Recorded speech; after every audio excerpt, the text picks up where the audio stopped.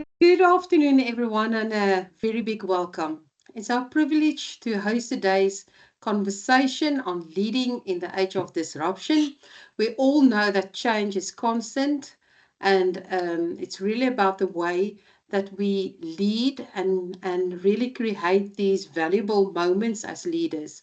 Um, for me, there is rapid technology changes, we have global crises, and how do we really live a purpose-driven leadership? So joining me in today's session is Tihetso from the School of Commerce and also Derek Nzani. Very, very welcome to both of you and thank you for um, being here, and I'm looking forward to learn from you on leading in the age of disruption. Over to you, Tieto. Good afternoon or good evening, everybody. My name is Tieto Shema Maseli. I am the academic owner under the School of Commerce. I am owning business management modules, and one of them is technology and innovation. And I think that's what prompted the topic for today. But I'm just looking forward to the engagement, the discussion, and guys, please just relax a little bit. Let us not make it too formal. I would assume that I'm a lecturer, I'm in class, and let's just engage. Please just take note, raise your hand if you do have any other question, or if ever there is anything that resonates with you during the discussion. We will be very pleased to engage with you. Thank you very much, Doctor. Good, thank Th- you. Derek? Okay, thank you very much, and good evening, everybody. Oh, yeah, it's evening anyway. My name is Derek Nzavi, a business advisor certified with Institute of Business Advisors, Southern Africa, and I'm currently serving as the managing director for the organization. So the organization has been in existence for the past 25 years, and I have been practicing as a business advisor for 25 years or so, and where I've been dealing with one-on-one sessions. And then as we transcend into, digital age and all that, things have changed. Then we have to change our consulting style and all that. So here we are today because of the transformation and the innovation that has been happening. Because we are here today in this platform, because 25 years ago, there was no internet, there was no, all this connectivity. But here we are today, and we are talking about the relevant topic, which relate to where we are today. And yeah, looking forward to great engagement and looking forward to so much that we can learn from one another. And we are willing to engage, and we are willing to see how far we can go tonight. Thank you very much.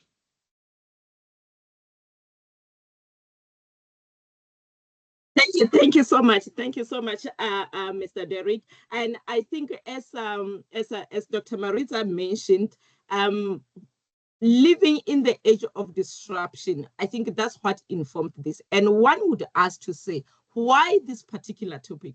Why is it that much important? And all of us, we know why is it relevant. It's simply because of technology that is always evolving. It's because of the consumer values that they are always changing. The global uncertainties that each and every day we don't know what to expect. The sustainability pressures that are also coming.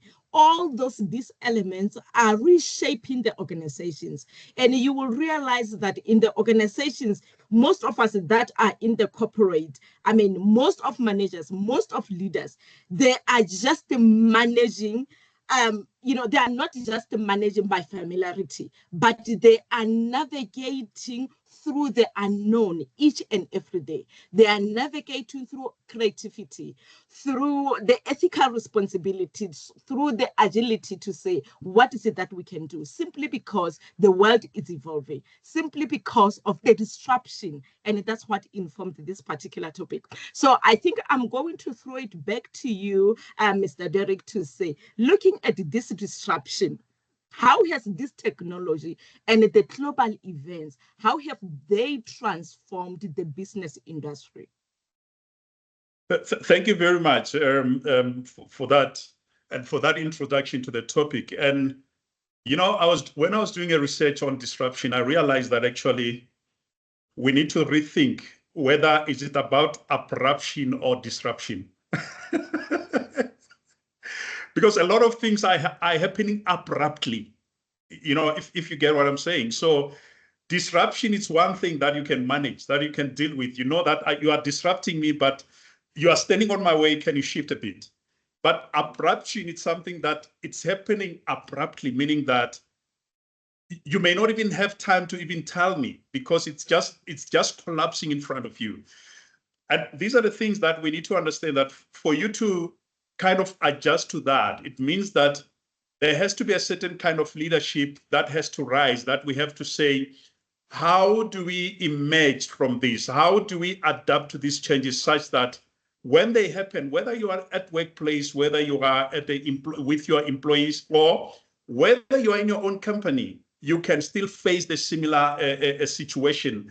Now, it's a question of now, again, to say, imagine now it's happening, you're a team. If you're not a team player, forget it. You're not going to fit into fixing the problem. You are not going to fit into realigning the organization towards the right decision, the right direction. But if you still want to play alone, you want to still go solo, it's not going to work in this kind of a world that we're in now, because it has to be a situation where if I say, Marita, let's move, we move, and then you will ask me later, Bonje, why did we move from there? But it's all about agility. It's more about how agile are we, how flexible are we to kind of move and to kind of follow the changes. But at the same time, whatever changes that we kind of engage in, we need to understand that we are grounded on our vision, our mission, our values as an organization, such that whatever changes that happens, we need to revisit those basic elements that define who we are and where we are going. Thank you so much. I like what you said, because it's all about evolving. It's all about the speed, flexibility. So I believe that it just need to deal with, us, because we are living with this disruption.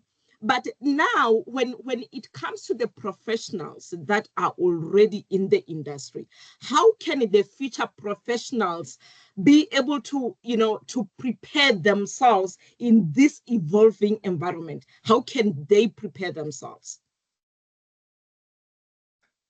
So I visited my optometrist last week. Right. I went to the optometrist and I walked in. Guess what? The optometrist is in his early 70s, right? But here is one thing that struck me, was that the machine is using, it's 1 year old. So that told me something. It taught me something to say, you know what? Hang on. This old man is in his 70s, but is using the 1 year old machine, meaning that it took time to learn. It took time to learn how to use this new machine. So whatever career that we are in, we need to understand that every career is evolving with times. It's evolving with technology.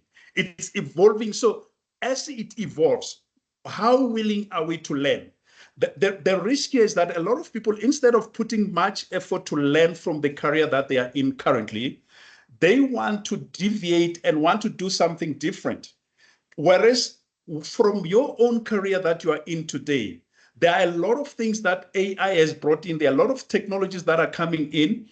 And in that technology, you need to ask yourself, how do I educate myself, equip myself, such that I can be able to use the machinery that comes with this, the technology that comes with this, and also how do I ready myself? Because it's not about what we learn.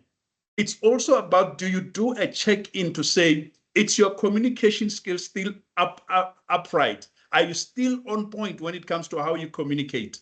Are you following the trend? And if you do that, it becomes easier now to evolve and to allow your career to evolve. And then instead of chasing the other careers, because we need to understand that we are not all technical savvy, we are not all AI ready, but we can ready ourselves within our professions so that we can position ourselves for the future. Thank Great, you. great answer. Thank you, Derek. That makes it's so interesting what you say about um, we as we as learners, doesn't matter how old you are, should always make sure that you are on trend with the latest technology. And where can you learn those things? Now, very interesting that within our School of Commerce, we are revising all of our BCom qualifications with the majors and also BBA for that specific reason, so that our students can be digitally fluent and workplace ready when they've completed the qualification. So very interesting. I want to pivot to leadership. Leadership is so important. Um, um, what leadership qualities is most critical for the world that we live in today? um, whatever that we do, whatever career that you are at, you need to understand that there's an echelon, the highest level of that career. And it will take leaders to get to that high point. Others will remain managers for years. You can be a manager for 20 years or whatever the case might be. You can be an operator for that period. Only leaders are going to be selected, are going to be groomed. But how then do you become a leader? How can somebody tell, okay, this is a leader? There must be some level of integrity in how you do your work. You need to show that integrity. Integrity is standing on your decisions, but also is admitting if you made a mistake. Because we cannot talk about integrity where you don't have personal values yourself to say, what do I value? What do I embrace personally? And the other one that I think is very important is respect. And when we talk about respect, we focus on respecting people. We don't talk about respecting your own work, respecting your own career, your own environment, respecting your own profession. How many of you do you know the code of ethics within your career? How many? You only know them when you're about to go to CCMA. You only know them and you revise them when you're about to go to, we went to the funeral of the nurses. Beautiful funeral that it was. But when they finished, they rally around the coffin and then they start reciting their code of ethics. So these are the things that you need to ask yourself. Do I respect my work? The respecting of your colleagues will come later. But first, you need to check. The last one, have an ethic which I call anti-corruption. We are sitting with crisis today where leaders that have been given prominent positions, entrusted with positions, are so corrupt. We were talking about government before, but now we're talking about the private sector. We're talking about, and these are the people that our institutions are producing every day. But institutes cannot produce you and now tell you and monitor your integrity, monitor how you do things. But it's up to you that you have to stick to that. You have to follow that. You have to make sure that you are on par and you are within understanding that your profession is not about today. Because in 15 years' time, when you've got all the accolades, you can still lose your profession, you can lose your title, you can lose your certificate because of corruption or anything. So we need to guard ourselves. So those are the qualities that we need to make sure that we guard ourselves and embrace going forward within our professions for us to excel and become the better leaders. Thank you. I hear that it is really those qualities such as empathy, like you've said, respect, um, trust within your team. That care is also one of Milpark's values that's really very important to us. Um, I've seen there a hand of a student. You're most welcome to use the Q&A for questions and answers, and then at the end we'll also open the floor for some questions. Um, so I've heard that you spoke now about the characteristics that a leader must have. But now, how do I successfully lead through uncertainty or where there's in a complex environment? What what can we learn from you there? Marita, there is this reality that we need to understand. When you face uncertainty in the organization, and when you face some element of where you need to innovate or to change, don't just change without revisiting your manual. What is it that defines your organization? Because sometimes you make changes which are no longer aligning with your vision, which are no longer aligning with your objectives as an organization. So without panicking, you need to just adjust your sails. It's like you are in the sea. There is that, the sea is now becoming, restless and all that. All that you do is you adjust your sails, and meaning that at some point, you don't fight the storm. You flow with the storm. You change the direction. But you cannot change direction if you don't know what does your company stand for. And this speaks to employees at the same time, to say, if you go and work for an organization, do you know about their mission and vision when you study it before the interview, or do you know it when you are working in that organization? Because any change that has to happen, it has to be communicated to the staff. But if the staff, they don't know where the direction the staff is taking, the direction the company is taking, they will not align with you. They will not even do what you're saying, or they can resist even that change. But if they buy into what they understand, if there is any uncertainty, if there is any eventuality, they will be able to fit in and understand where they are going with the organization. So what is important is, don't read a new manual when there is a situation. Go back to your original manual. If then you need to change some terms and conditions within your original manual, do that so that you can align yourself with innovation. Because when you talk about innovation, you talk about the policies, the AI policy. Companies today should be having AI policy, but a lot of them, they don't have that. And yet we are now in the middle of it. What is the policy when it comes to AI within our organization? We need to have those policies developed and be ready.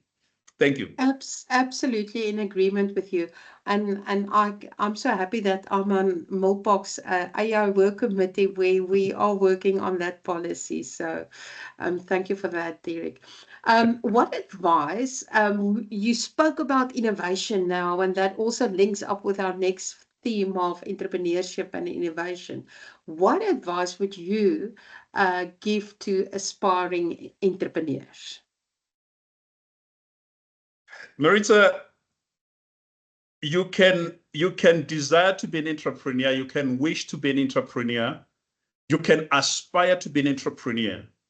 But until you take time and say, let me give myself an hourly meeting a day with myself to review, reevaluate, reassess, and redefine what I want to go for, and document every meeting that you have with yourself, and document every action that you need to have. But also, you need to set a timeline.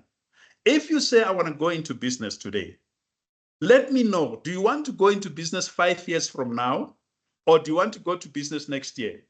Or do you want to go to business when you retire? you retire? Let me know that.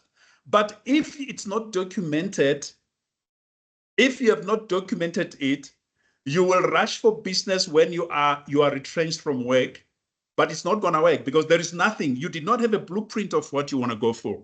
So I would encourage, and I encourage mostly a student to say, I had a business plan when I was still studying, and it was a hair salon. It was a complete hair salon. And guess what? When I went to my first business, it was a hair salon. So have that. And once you have that, it's embedded in you. It will not go until you implement it.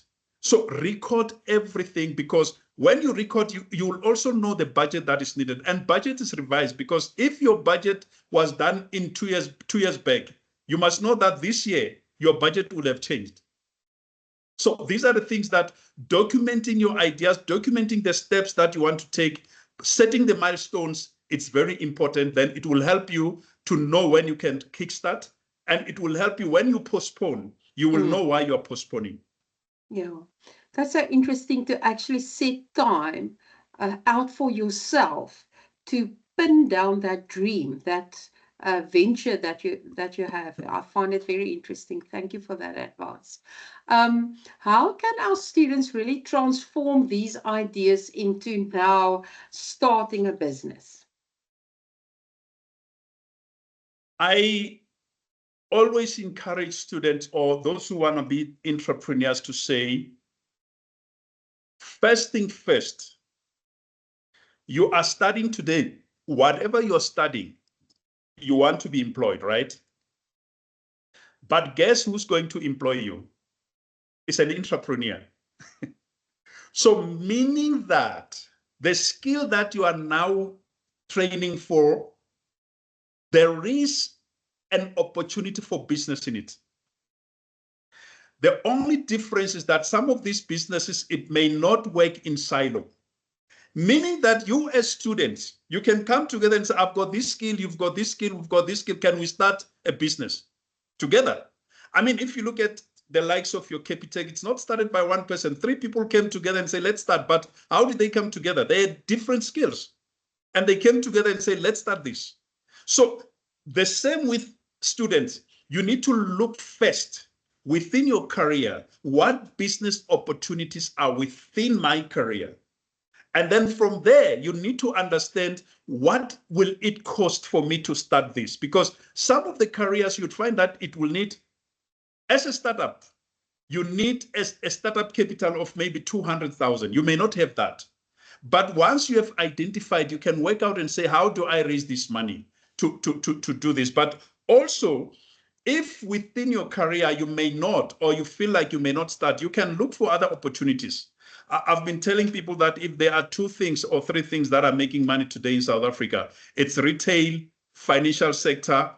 You know, if you go to those spaces, you go to retail, you sell anything, you find something to sell. Today, we talk about platforms like, online platforms where you can sell, where you can list your products. So there are a lot of opportunities that you can do, but first understand and go to our first question where you can write down your vision, write down what you want to do, write down how you want to do it, and then you will find an easy way to do it, and you'll find it better to do it. Oh, such awesome advice you're giving us. Thank you, Derek. I'm handing over to Tietze. Thank you so much. Thank you so much, Doctor. And I think basically that it takes us back to the roots to say, let us not forget, the roots of, I'm still one of those people that I'm still using pen and paper to write my budget. To say when it's month end, let's go back to the roots. But again, I think, Mr. Derek, it will take us now to look at from the entrepreneurship perspective. Let's look at the global business at large. Let's look at the sustainability to say, what role does sustainability play in shaping these modern business strategies? Because you just mentioned now to say there are a lot of online platforms that one can list. There are a lot of, we know now we are living the age of technology where you can sell everything. But now, what role does sustainability play in shaping this modern strategy?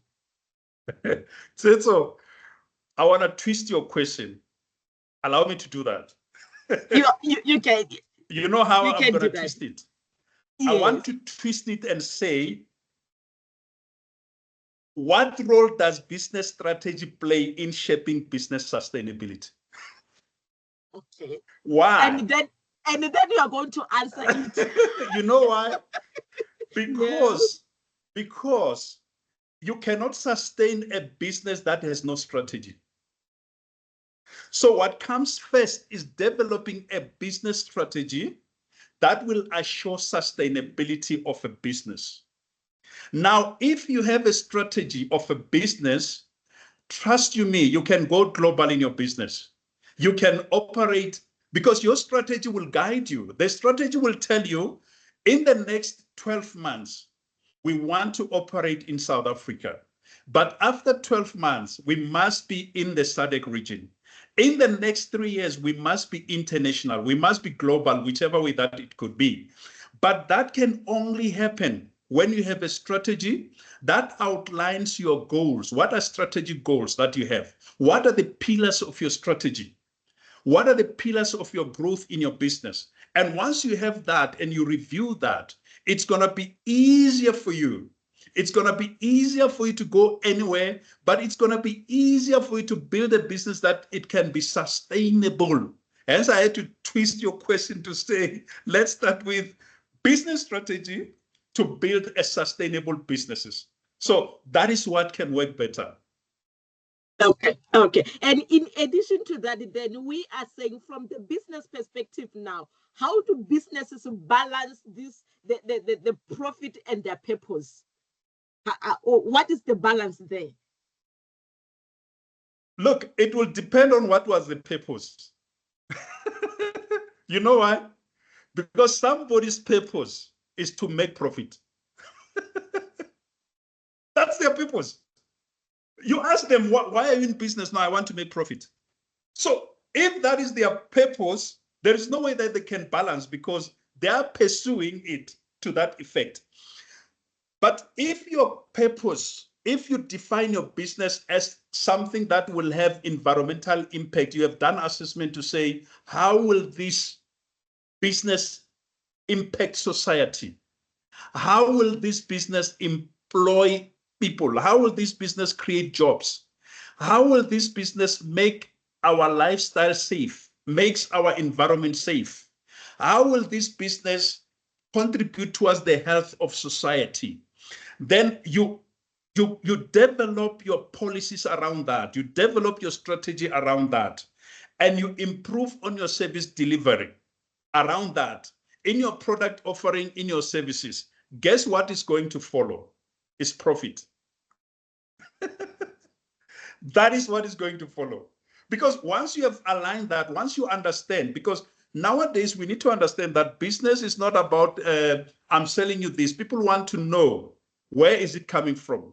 The country of origin. They want to know, what is the health impact on this product that you're selling me? They want to know, how will this help me going forward? And how will this create jobs in our communities? They want to know those things. And if you can answer those things, then you will get customers that will buy from you and you will see the profit that you are looking for. Okay. I don't add, I don't subtract. I just said thank you so much. But now, in addition to that, then we are saying, which skills do you think are most in demand, especially for the young professionals that they may want to venture into the businesses or even in any career? Which of the skills do you think are in demand? Look, I tried to look around to say, what skills are we talking about? And I realized that the most common skill that everybody's talking about is AI. But unfortunately, we can't have all these students dropping off to go and do AI. It's not possible, you know? And also, I had to look around and say, if you have a growing economy, a functioning economy, like our economy now, we are talking about 0.8% growth now. But if you have a growing economy, you will find yourself in a situation where every skill in a country is relevant. But there are complementary skills that everybody must put effort into for you to stay relevant in the industry. I was listening to the CEOs of top companies, all of them, Amazon and Apple and all of them, they were talking about something common to say, we are no longer interested in degrees. We want to know, can you do what you say you can do? But also we want to know, can you demonstrate leadership qualities? Also want to know, can you demonstrate technical abilities? Here is the thing with technical abilities. A lot of people think that when we talk about technical abilities is when you can fix something with your hands. There are things you can fix with your critical thinking, with your brains, without touching it with your hand. So those are the skills that you need to prove and to show. But also you need to show that can you communicate better? Because you can have your skills and everything, but only to find that you are failing to get or to break through because of your attitude at workplace, the way you deal with co-workers. And those are the things that, look, in class we have taught you, but here you need to learn yourself and find out to say, how do I deal with it myself? How do I control my emotions? How do I apply my emotional intelligence in the situation? So these are the things that when it comes to skills, a skill can be anything, and you know how students are. Today they can even change to do something else. But we need to understand one thing. It has to do with what interests you the most. What is it that you want the most? What is it that you would want to do, even if you were not paid for? And then you do that thing. In terms of whether you'll get a job for it or not, guess what? You need to position yourself for two things, either a job or your own business, or create a job, finding a job or creating a job. Because we're sitting with the economy that's growing and that's having challenges. And where are the entrepreneurs? They are here. The ideas are here. We're sitting with ideas here that can create these jobs. So let us use this and use our ideas to create the opportunities. If you feel your skill has no job anymore, go and use your skill to create jobs for other people.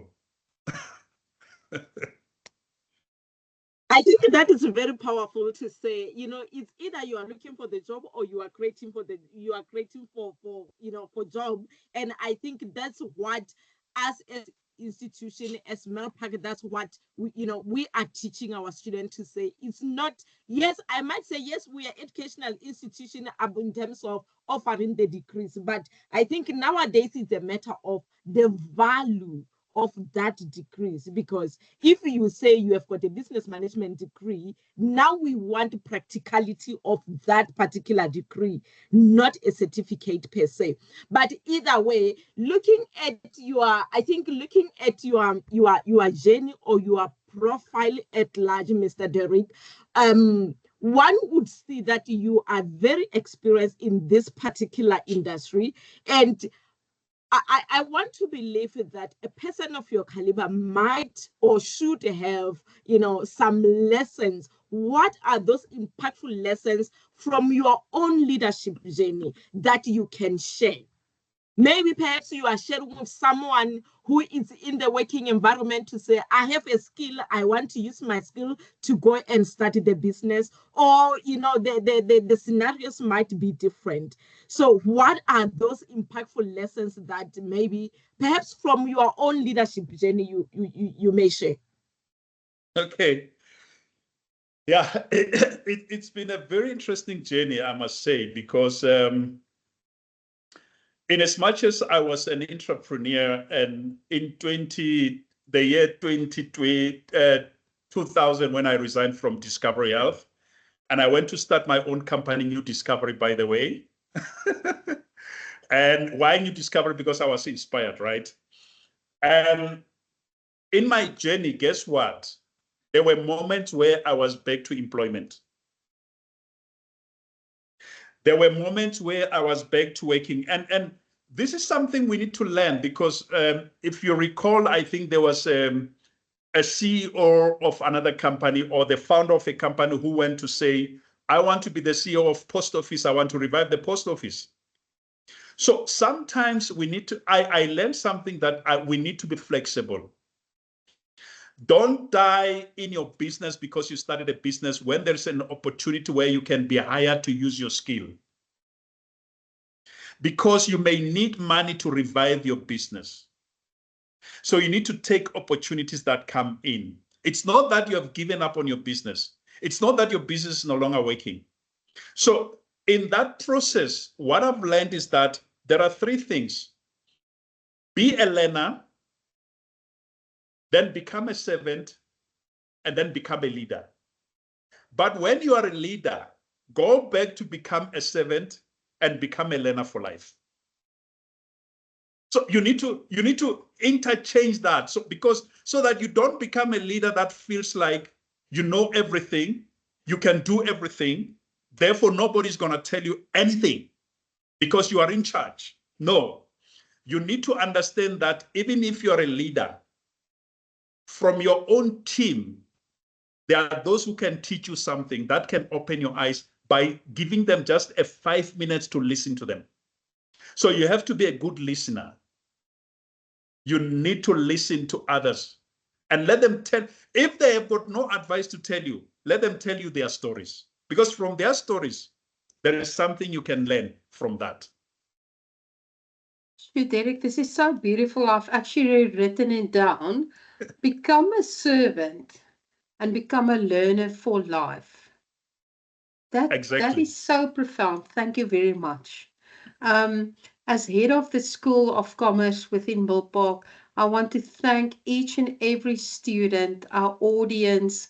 We're very grateful that you have listened to the to the advice that Derek has given us, to our lecturer Tietsu.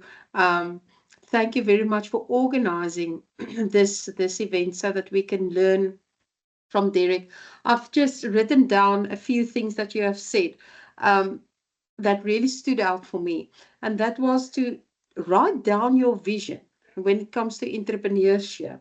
Live your values, be committed, respect yourself, have the empathy, live your values, use the opportunities that come your way. And in leading in an age of disruption, those are really things that's really important. So thank you, Derek. Thank you, Tseitso, for sharing such valuable insights. Again, thank you to the audience for engaging with us today. We've explored disruption and leadership, entrepreneurship, and we've also been reminded that leading in the age of disruption really requires courage, adaptability, and to have that global mindset. To our students, you are the future leaders. Those of you that aren't leaders yet, um, remember that you're stepping in a world that is forever changing, but with the right skills, the right values, and the right vision, you can only navigate it, but shape it. I thank you very much. Is there any questions from any student?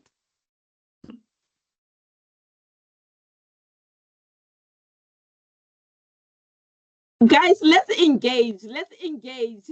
Let's engage. That's the reason why we are here. Maybe there is something that resonates with you. Maybe you are an entrepreneur, or you still have that idea, you want to start something. I mean, Mr. Derek is very, very experienced, and I mean, one of he's an entrepreneur by himself. So I believe that we can get a lot. He's very experienced. Please, let's engage. If you do have any other questions, I remember during the session there were some hands that I picked up, but now I don't see them. Let's engage, guys. Let's assume that we are in class. Remember, we always engage. Let's assume that we are in class. Etsu and Maritza, there is a question from Nomalizo that I think is maybe addressed to Derek that you might want to pick up. Okay. Let me just post it in the chat. Normally, so you're more than welcome to speak up if you are willing to. Otherwise, I'm reading here, there's a saying, there's no such thing as a free lunch. Remind us that unseen costs to everyday decisions. How do we help our graduates understand this? So I'm just repeating the question here. There's no such thing as a free lunch. It reminds us that unseen costs that there is unseen cost to every decision. How can we actually help our students to understand this? Thank you, Maris, and thank you for the question. I think today we had a free lunch, actually. Because we did not pay for this. So for this special food and lunch and all that. I'm just saying this because I want us to understand that at some point, we need to have a mindset of saving before we can invoice. We need to save before we can sell. It's very important. So sometimes I believe that for students or graduates, the only price you can pay is your commitment, your dedication, and your resilience in what you're doing. You must know that in as much as you are not paying or anybody, but for you to give up your time for sleep, to make sure that you dedicate your time towards your studies, that is a price you're paying. So we need to have that commitment. We need to have that resilience, but also we need to have a focus so that even when you start your entrepreneur journey while studying, you need to understand what is my time allocation towards every activity. Meaning that you have to say my time is 100%. What 20% do I give towards this or towards my business? What percent do I give towards my entrepreneurship journey? What percent do I give to my family? So we need to balance. We need to have a balanced life. And at the same time, we need to understand that is the price that we are paying. Will we get paid when we get employed? Yeah, we're going to have a situation where for the next 5 years and so on, we are underpaid and all that. But we need to understand one thing. It's a journey. And as a journey, some of this journey will not come as we expected. But what is important is we equipped ourselves with knowledge that is needed for us to succeed. Thank you. Normalizo, you can just thumbs up if you are satisfied with, and you're more than there. You get the satisfaction. Okay. Then Jean is asking, how important do you think is creativity as a leader and a business manager? So how important is creativity as a character of a leader? I'm happy that he mentioned two in one sentence: a manager and a leader. A manager deals with the systems, deals with the policies, implement the policies. But a leader deals with strategic angle of the organization. A leader designs and develops the strategy that will say, where are we going as an organization? And then the manager is going to implement the strategy that has been developed from the leadership point of view. But in this case, you are in your business. You are now wearing the two hats, meaning that when you run your own business, don't focus only on the implementation part. Don't focus only on the operation part, where you have to check, oh, did you come to work? Oh, I need to sign your leave and all that. No, you need to have a moment and say, what is the strategic direction that the organization is taking? That will help you now to revise all your policies. It will help you to revise all your, your documents. It will all help. So you will do the two things in one. But as the business grow, you will now employ the manager and you remain the leader of the organization, where you focus on key strategic, where you engage with stakeholders, where you engage with, the collaborators, where you create new relationship for the business, while your manager is going to do the work. But without a manager, you have to wear the two hats. Right. I just also want to acknowledge all of the thank yous from our students to say thank you to you, Derek, for sharing your expertise with us today. If we is okay, is it there another one? Let me see. Okay, people are just saying thank you, thank you. It's incredible value. So, students, just final words from me again. Thank you, Derek. Thank you, Tietsu. You are our future leaders, and we're looking forward to you being on the graduation stage soon. Okay. Bye-bye. Thank you so much. Bye.